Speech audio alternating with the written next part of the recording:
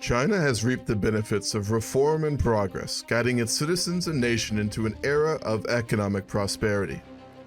With things at home stable and continuing to grow, its government is now looking abroad with a confidence that comes from wealth and newly found political power. The American century is over, and the 21st will be a Chinese one if our ambitions can be realized. Russia and China will take the lead, and although they share many goals, there is a fundamental divergence of military doctrine that could prove divisive one day. As the diplomats of the involved leaders prepare for the future, China focuses its foreign policy planners on the creation of a developmental bank and the Belt and Road Initiative. With the excess capital, which China is already utilizing in overseas investments, there are plans to free up a monumental amount of money to build infrastructure across Central and South Asia, as well as Africa and South America. Once the world's trade routes all came to China, we will make this reality once more. Yet despite the positive outlook, there are many worrying developments. India is slipping further into far-right extremism, which is overtaking the BJP party and may engulf it entirely soon, with a similar situation in Turkey. China will need vision, wisdom, and guile for the coming years, but if it finds them, it is our world to inherit. This is the 4th episode of China Millennium Dawn role-playing game for HOI4. Please give it a like and subscribe if you like the content. We'll continue to expand our coastal building projects here. We have 433 factories. We are getting very close to the US, not GDP per capita, obviously. We have a lot of people, a lot of the rural region in the middle of China still really suffering from, I wouldn't say poverty, but certainly not the wealth that is being seen on the coastline. As much like in real life China, we have based pretty much all of our industrial output, all our factories, all of our wealth into the coastal areas, which is also what happened in real life. You always welcome best in Moscow. Wonderful. I wanted to have a very brief conversation with you regarding the situation with the SCO. As you know, the SCO has expanded quite dramatically to include a lot of Asian countries, including India, Taiwan, as well as the soon-to-be incorporated states of Asia. With such a large economic bloc within the East, I think it is time that we start to consider taking it a little bit more seriously and perhaps having yearly meetings at the very least, so we can cooperate more heavily to whatever means we feel needed. Russia supports this wholeheartedly. Also, we have a proposal that we will bring up during this meeting. Good. I think it will benefit our bloc as a whole if we go through with this. But, what proposal are you planning on doing, if you don't mind me asking? That proposal is about making a unified currency like the European Union has. That's a very, very big ask. The idea behind this I had is if we create a unified currency, it will strengthen our position in the world market, and it has the potential to erase the dollar as the dominant currency in the world market. That's the goal I have here in mind. It's a very bold proposal. We'll take time to develop such a thing. I mean, that requires the establishment of an SCO bank, as well as figuring out who exactly will be administering this currency. And that's even assuming many of the countries will be open to it, which I know countries like India might not be so keen on something like that.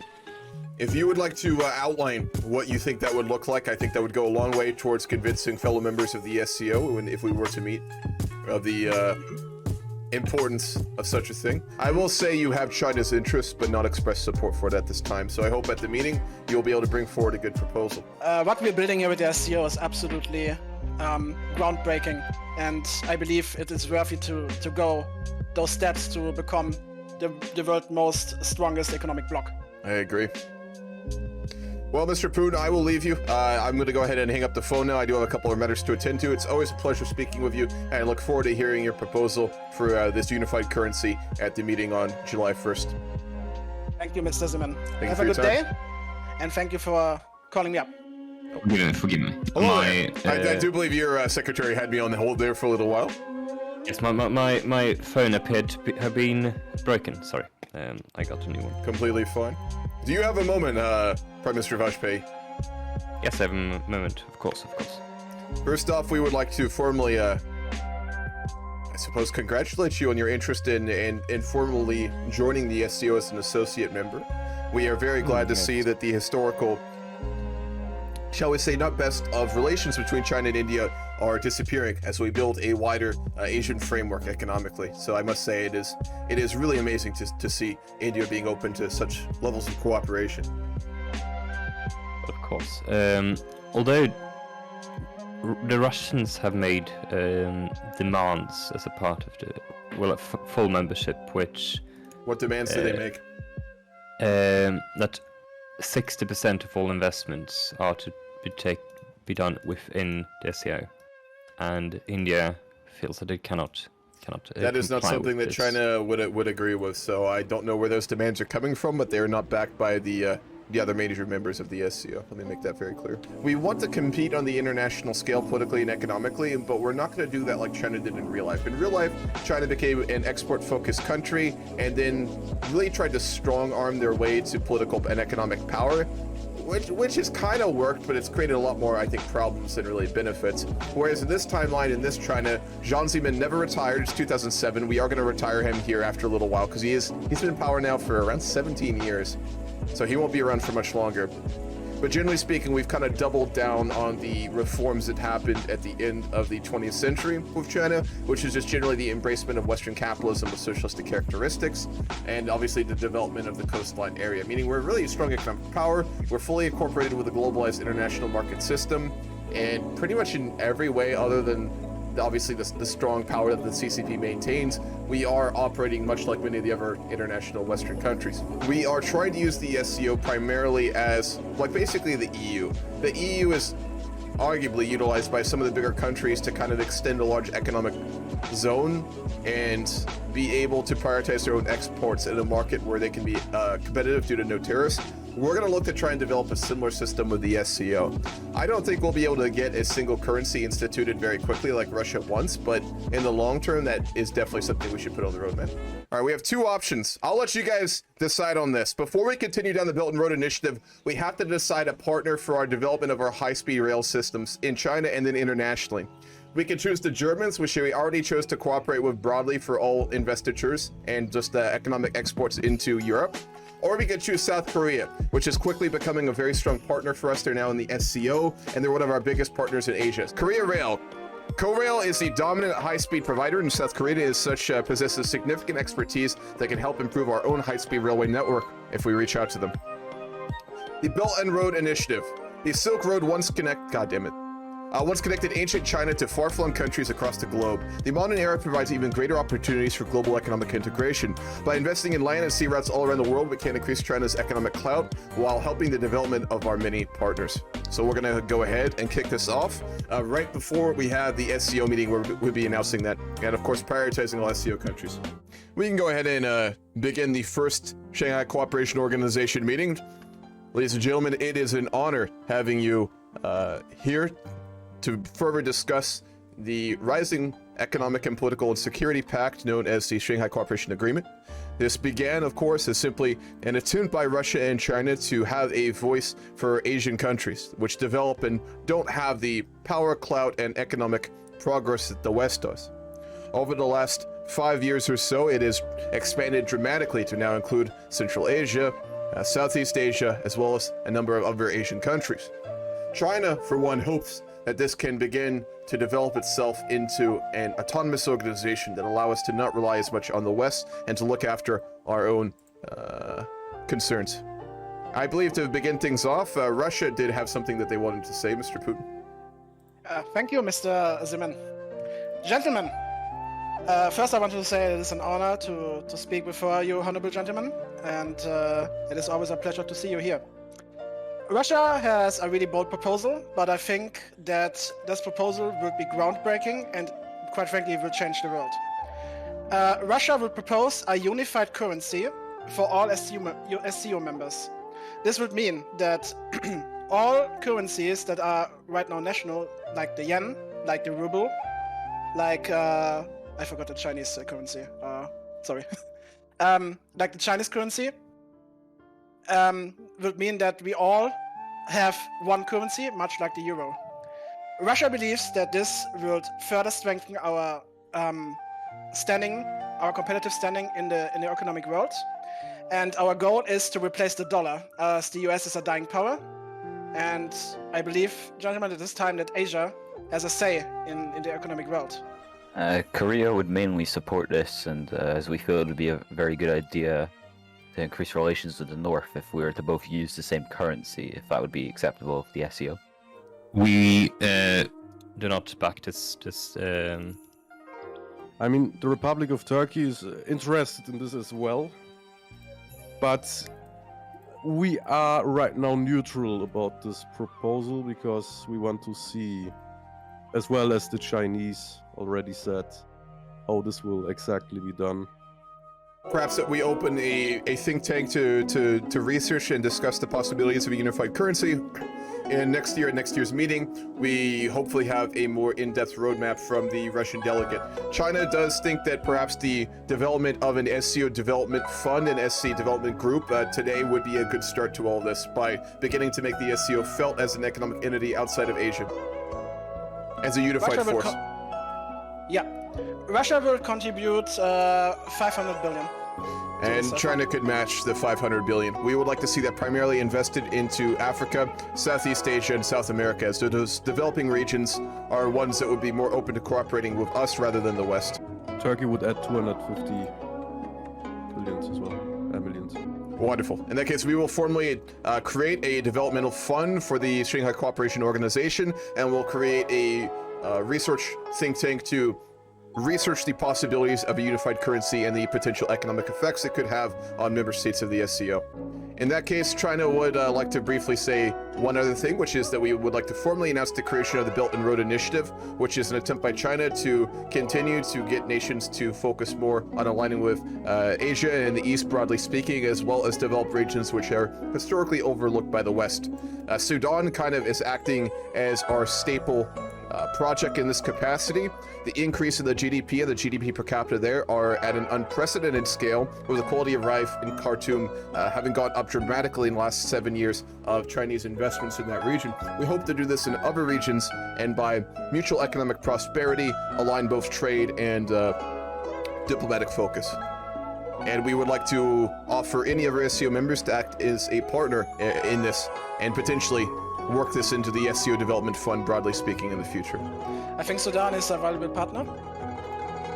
And I think that the Belt and Road Initiative, I can't speak today.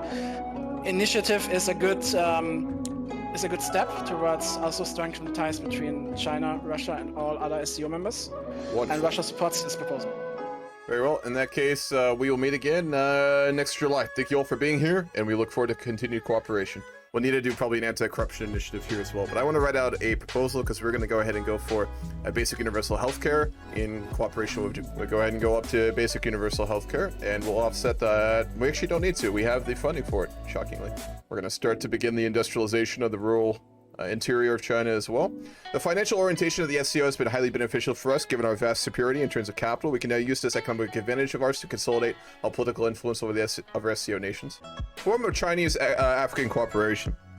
The Forum on Chinese-African Cooperation, the FOCAC, facilitates our interactions with the entire African continent, a region that we view not as a backward or barbaric as the West does, but as a source of potential and opportunity. We are currently at 14.4% power. As soon as we get to 15, we become a superpower. All right, we're going to begin the China-Africa Development Fund. Through the China-Africa Development Fund, we will provide much-needed investment to infrastructure projects on the African continent. The United Nations largest representative of Japan. Yes, hello, my fellow delegates. Mr. Speaker, if I may I also bring the People's Republic of China to the floor? So, me and the Chinese, Mr. Zemin, have been cooperating very heavily recently on a new project, especially that we want to bring to the World Health Organization as well, to help combat the global mental health crisis that is ongoing, as many people have had severe burnout in especially developing nations and have experienced various forms of depressive disorders. And so we would like to bring to the United Nations this issue as well, as I believe it may not be a very well-known issue in the planets at the current moment. And if we may ask for further cooperation from other nations on this as well, that would be great. If Mr. Zemin has something to say about this as well. The People's Republic of China view the global health crisis as being one of the biggest concerns of the modern era, as peace reigns for the most part. The People's Republic of China has initiated a program with the Japanese to begin widespread training of mental and physical clinicians for China, and wishes to also have the WHO declare a global health emergency to begin to focus on providing medical professionals to countries that severely lack that internationally, primarily in developing regions where access is not easy to get as the developed world. I believe this is all we have to state. So thank you for allowing me to speak on the matter, Mr. Speaker. The UN acknowledges the representative of Russia. Thank you, Mr. Chairman. I would like to address the heinous atrocities that are happening in Latvia. The Russian minority living there is mistreated, racially framed, and also attacked. This has been confirmed by Russian and Turkish investigations. I call on the world community and Latvia once again to ostracize those atrocities and do something about them. We have already published the relevant reports in the news channel earlier this week. I also condemn the ruthless actions of the Kanzuk Alliance units in Libya. 200 Russian soldiers have died in direct combat operations against the Kanzuk Alliance. Russia will launch a large-scale military exercise in the Pacific, in the Baltic and North Seas in response to this. Russian ground forces will also hold exercises in Belarus and Kaliningrad. We call on the world community to condemn the reckless actions of the Kanzuk Alliance in Libya. Russia is also announcing that it is sending about 60,000 Russian soldiers into France to safeguard our pipeline from any harm. Thank you. The UN acknowledges representatives of Turkey. Through my leadership, we are no longer the old Turkish Republic. We have regained our self-confidence, our culture, and our religion. We are marching stronger into the future as ever before. Our economy is growing faster than ever. Our military strength speaks for itself in all our interventions. We have secured peace and lives in Italy with our troops. We have ensured stability in Libya, and our influence is growing worldwide. We are in the process of rebuilding Iraq. We have a common history and we will have a common future. They belong to us like the Islamic crescent on our flag. Any Iraqi who exchanges his passport for a Turkish one gets tax breaks and is provided with a renovated house or agricultural land. In doing so, we are strengthening the unity of our people and making Iraq an economic bastion of our common nation. Thank you very much. The UN acknowledges the representatives of the United States. Ladies and gentlemen, hello. This is the US President Barack Obama. I wish to proudly announce that the US will be carbon neutral by 2030. We would also wish to express that US wishes to express that the Monroe faction is not going to be like NATO. The Monroe faction is going to be a peaceful and a faction that will defend the American continent. I wish to also ask if any nation needs help with meeting their climate change, or if they wish to seek. The US is willing to export trees to the world. That is all I wish to speak for now. Thank you, Mr. Speaker. The UN acknowledges the representatives of the People's Republic of China. Greetings. It is an honor to speak before you, as always. Over the last decade, we have seen an absolute transformation of China, both diplomatically, economically, and militarily. As China has opened itself up to the world, as we have committed ourselves to cooperation with our fellow Asian countries, we have seen a rise in prosperity and the formation of the SCO. With the cooperation and integration of Asian as well as many other Asian states, we now boast the largest decentralized economic pact in the world.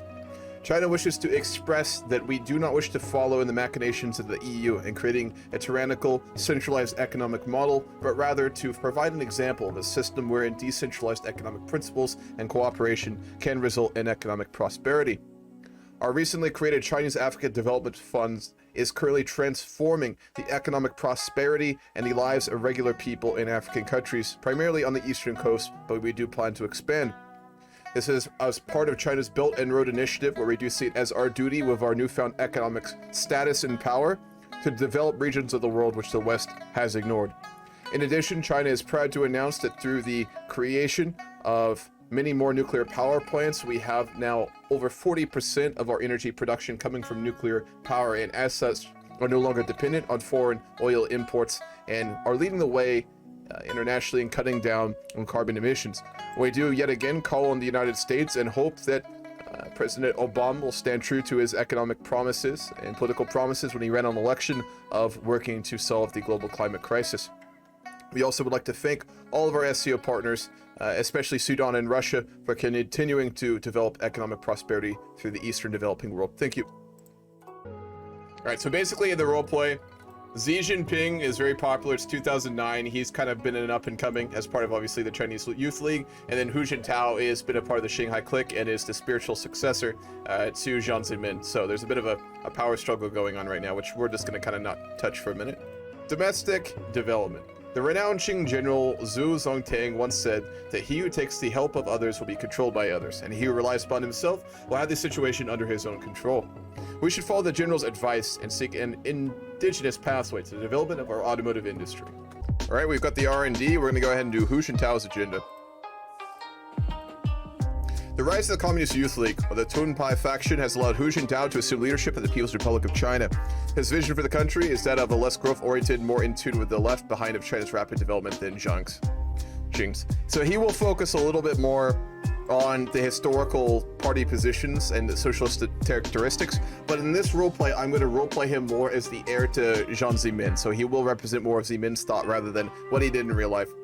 He wasn't really like against Jiang Zemin's like policies when he took power, but there was so much opposition to him from the conservatives in the CCP when he took power that he made a lot of concessions and ended up pursuing a policy agenda that I think a lot of people really didn't expect him to.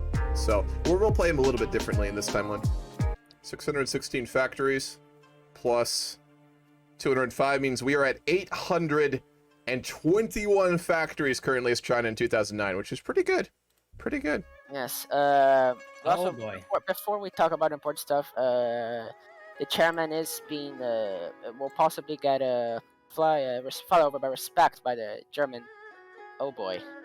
Yeah, the negotiations with Russia did not go too well. He informed us that if Russia was not able to invade a foreign country, which it claims to be oppressing its people, then the deal is not negotiable.